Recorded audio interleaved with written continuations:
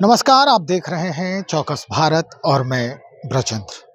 Congress party के पूर्व राष्ट्रीय अध्यक्ष सोनिया गांधी का आज 79वां जन्मदिन है और इस जन्मदिन पर भी बिहार कांग्रेस पार्टी में भी हलचल जबरदस्त देखा गया।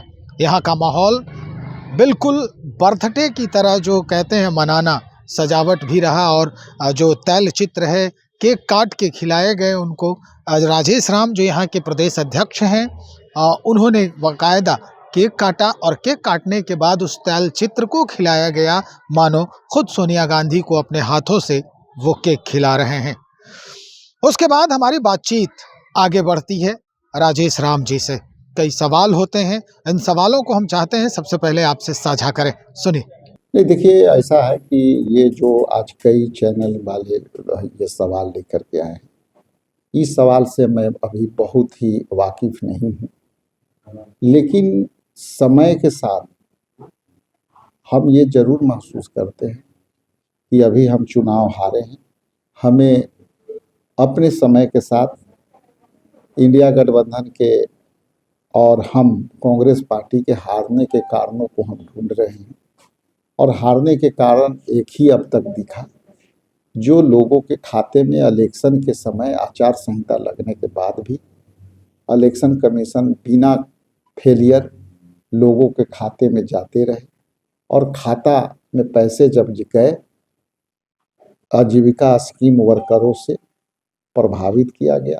हम लोग उस पर गहन मंथन कर रहे हैं और हम समझते हैं कि आने वाला समय हमारे लिए महत्वपूर्ण है कि हम अपने संगठन को, बिहार प्रदेश कांग्रेस कमेटी के संगठन को कंस्ट्रक्टिव तरीका से लोगों तक कैसे पहुंचाएं और संगठन को कैसे खड़ा करें। देखिए, सोनिया जी जब यूपीए अध्यक्षा थी तो आप देखे होंगे कि एक सर्वे ने इंडिपेंडेंस विदेश की कोई रिपोर्ट में विश्व के सबसे शक्तिशाली महिला के रूप में उभरी थी। तो ये अपने आप में एक बड़ी बात है। दूसरा, आज हम लोगों को सब कांग्रेस के और सारे देश के लोग इस बात से संकल्पित हैं कि राहुल गांधी जी और इंदिरा जी के शहीद होने के बाद जिस तरह से देश को उन्होंने संभाला और आदरणीय मनमोहन सिंह के प्रधानमंत्रित्व काल में आर्थिक मंदी के दौर में देश को जिस ऊंचाई पर ले गए, आज उसी के परिणाम है कि आज सोनिया जी के लोगों ने आज भी उसी आदर भाव से देखता है। दूरदृष्टि पक्का इरादा वाली महिला है, निडर महिला है, इसलिए हम लोग उनको आदर्श के रूप में देखते हैं। और संगठनात्मक सूझबूझ से जिस तरह से उन्होंने पूरे ऑल इंडिया कांग्रेस कमेटी के अध्यक्ष होते हुए चलाया, विपक्ष को भी साथ लेकर के चलाया, तो हम समझते हैं कि आने वाला समय हम लोग के लिए आदर्श है।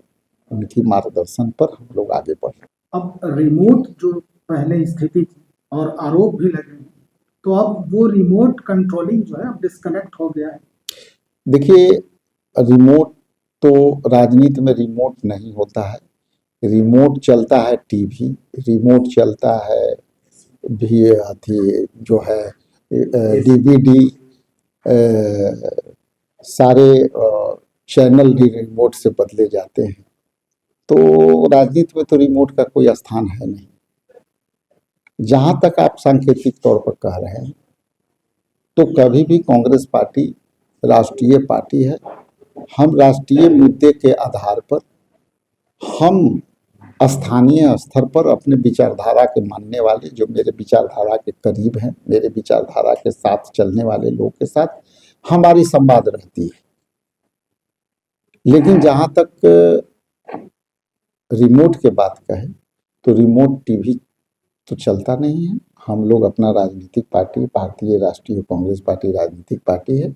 हम अपने विचारधारा के साथ बंधे होते हैं मेरे विचारधारा में किसी के एंट्री नहीं होती है।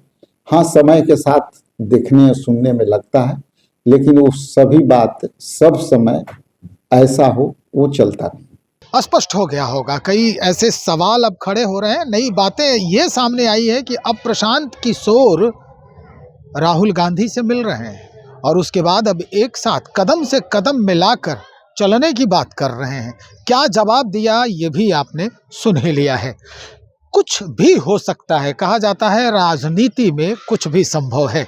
तो आने वाले दिनों में अब क्या कुछ देखने को मिलता है, ये हम नजर बना के रखे हैं। और चौकस भारत, जैसा कि आप जानते ही हैं, हमेशा मुस्तैद और चौकस ही रहता है। बने रहिए हमारे साथ, बहुत शुक्रिया।